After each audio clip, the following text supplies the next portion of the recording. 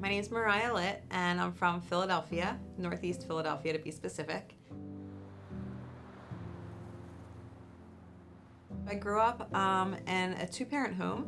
My mother was an educator. She taught fourth grade for the entirety of my life. And my father started out as a trash truck driver, and he ended up as a supervisor in the sanitation department in Philadelphia. It was a pretty relatively normal childhood. We went on vacations. My father was in recovery, long-term recovery from substance use my entire life. He got clean in 1985. So I grew up in the rooms of 12-step fellowship.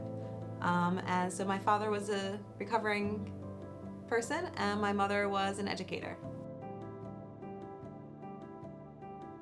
As a child, I never really felt like I fit in.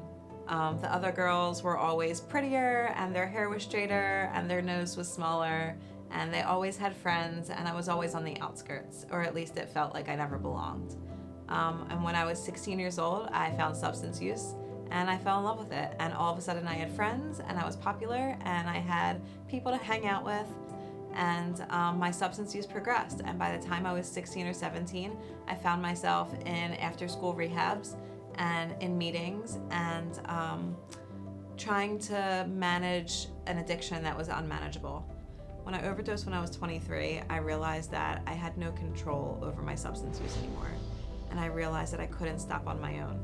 I was with a boyfriend and we had been using some pretty hardcore drugs, and I remember waking up and there were paramedics standing over me and they had just given me Narcan, which thank goodness saved my life.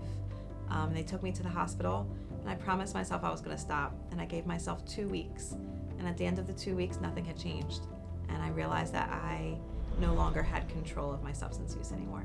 So after that I called my father, who was in Florida, and he put me in rehab. He put me in a rehabilitation center in South Florida, where I stayed clean for maybe a month or two, and then my addiction progressed even further down in Florida. And for the next 5 years, I submitted myself to substantial drug abuse in South Florida. It was October 26, 2014. It was a Sunday night, and I got a phone call from my father's brother, who I never spoke to. And he was crying hysterically, and he told me that my father was dead. And I found out soon after that my father had overdosed. And everything was okay for a little bit. I am an only child, so I managed to figure out how to navigate the funeral process and my grieving for a couple weeks.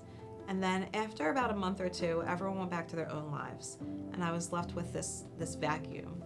And I used the only tools that I knew how to use, which were my addiction. And soon after my father's death, I found myself back in the depths of despair and engagement with substance use. Basically, for a long time, I was trying to fit substances into my life, and that's where things turned, and I was trying to fit my life into my substance use. So the periods of use got longer and longer, and the glimpses of life got shorter and shorter. And everything in my life revolved around using. Waking up, getting through the day, going to sleep, how my money was spent, where I was going to find what I needed, not being sick. It was a pretty intense and immersive experience for me. So that was through the age of 29 and 30. By the time I was 31, I knew something had to change. I woke up and I realized I had wasted the last 15 years of my life. I no longer was getting enjoyment out of what I was doing, or at least the same type of enjoyment. And substances had really taken over my entire life. So I started to toss around the idea again of getting back into recovery. And I would go to a therapist every Wednesday. And every Wednesday I'd go in, because I started to see her when my father died.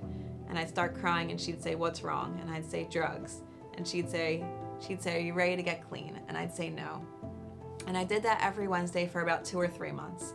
And then finally it was a Tuesday night in 2017, and I had done it again. I had spent all my money, and I was going to be sick the next day, and I promised myself I wasn't going to use, and I did. And I found myself curled up on the shower floor at 3 o'clock in the morning, and something washed over me, and I said, I can't do this anymore. The next morning, it was a Wednesday, and I walked into therapy, And the therapist said to me, "What's wrong?" Because I was crying, and I said, "Drugs." And she said, "Are you ready to get clean?" And I said, "Yes." And that was the beginning of my new life. The next day, I checked myself into a rehabilitation facility. It was a 35-day program.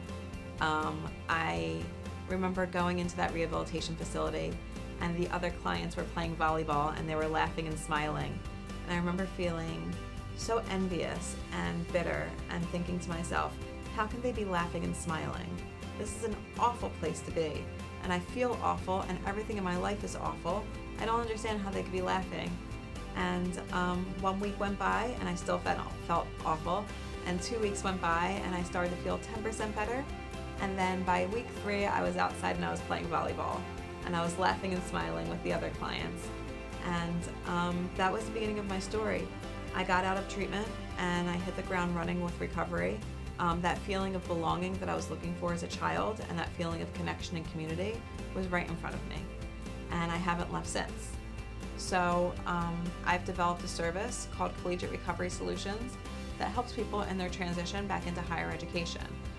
It's an advising service that will hold your hand as you navigate financial aid and course selection and degree requirements.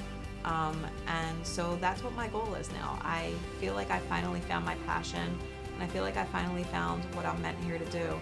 So if you're seeing this and you're struggling with your own recovery, or struggling with education, or struggling with navigating either process, my advice to you would be, as long as you stay engaged, as long as you're putting in effort, then you can do it too. Anyone can be successful. Anyone can have a degree from a higher education institution, and anyone can achieve clean time and abstinence. You just have to stay in the process.